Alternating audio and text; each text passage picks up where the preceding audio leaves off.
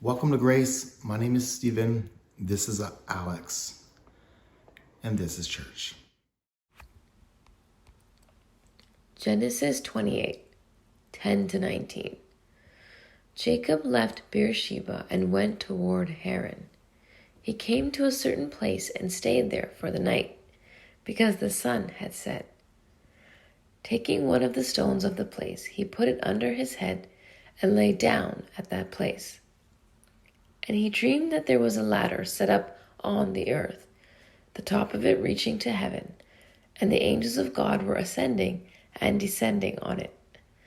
And the Lord stood beside him and said, I am the Lord, the God of Abraham, your father, and the God of Isaac.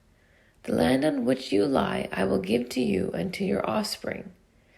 And your offspring shall be like the dust of the earth. And you shall spread abroad to the west and to the east, and to the north and to the south. And all the families of the earth shall be blessed in you and in your offspring. Know that I am with you, and will keep you wherever you go, and will bring you back to this land. For I will not leave you until I have done what I have promised to you. Then Jacob woke from his sleep and said, Surely the Lord is in this place, and I did not know it. And he was afraid and said, How awesome is this place! This is none other than the house of God, and this is the gate of heaven. So Jacob rose early in the morning, and he took the stone that he had put under his head and set it up for a pillar and poured oil on the top of it.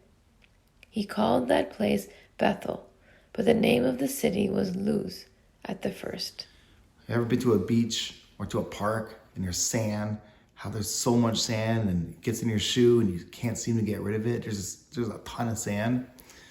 That's what I think about when I think about the dust of the earth. It's everywhere. And that is the promise that God continues when he makes the promise with Jacob. When Jacob gets up, he knows it was a good dream. He knows it was something worth remembering.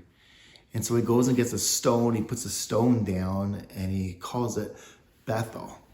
Now, Bethel means the house of God. And Jacob's going to make this promise going forward that everything I do, I'm going to remember that it's not me, that it's God.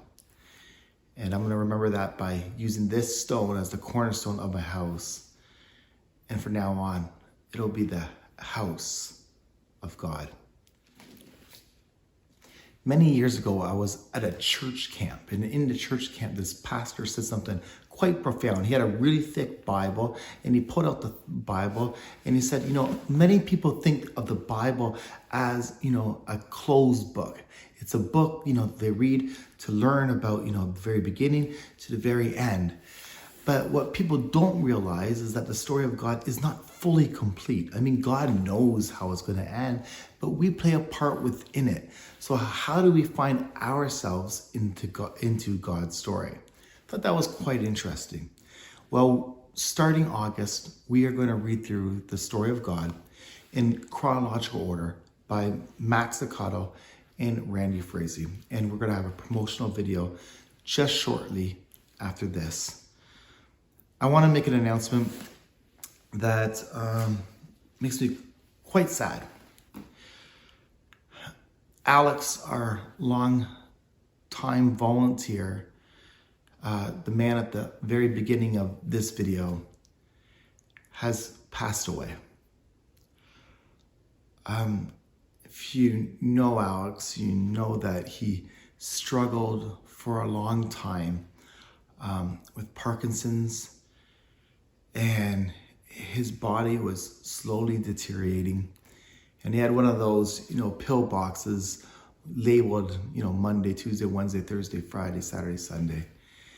And it always felt like that there was a lot of pills in each day. And when I got the news on Friday night, it woke me up and I couldn't really sleep. And I haven't really slept since. But yesterday I was coming around to the idea, yesterday was Saturday, I was coming around to the idea that Alex doesn't need to use that pillbox anymore. And Alex, whose body has been deteriorating for so long, is now made right. When I used to drop Alex off, the very last thing Alex would say, Pastor Stephen, God bless you. God bless you. That was his way of saying goodbye. I'm sure we're going to have a memorial for Alex here on this channel. There will be a funeral, an in-person funeral. I'll send out the information. But I wanted you to know that Alex was a great volunteer, a man and a man of faith, and now a man restored. And that is the good news. This is Grace. My name is Stephen, and this is church. This is your story. This is your story. This is your story. This is my story. This is my story. This is my story. But most of all, this is the greatest story ever told. This is God's story. This is God's story. This is God's story. I know you're going to enjoy the incredible journey you're about to embark on. The story is brimming over with tales of mystery, intrigue, adventure, of love, heartbreak, and triumph, of power, of struggle, and finally, of redemption.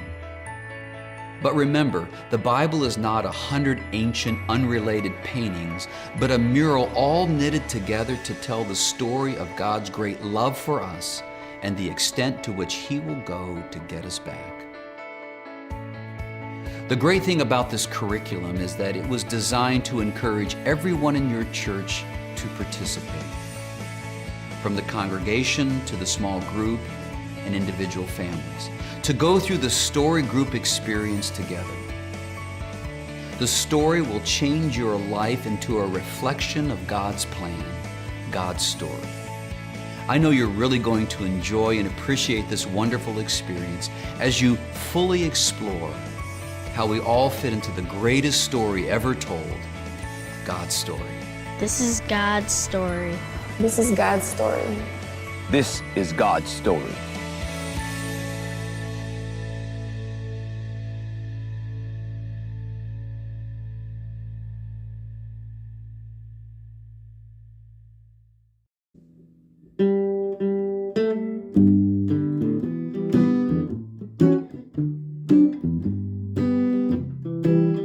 God sent His Son.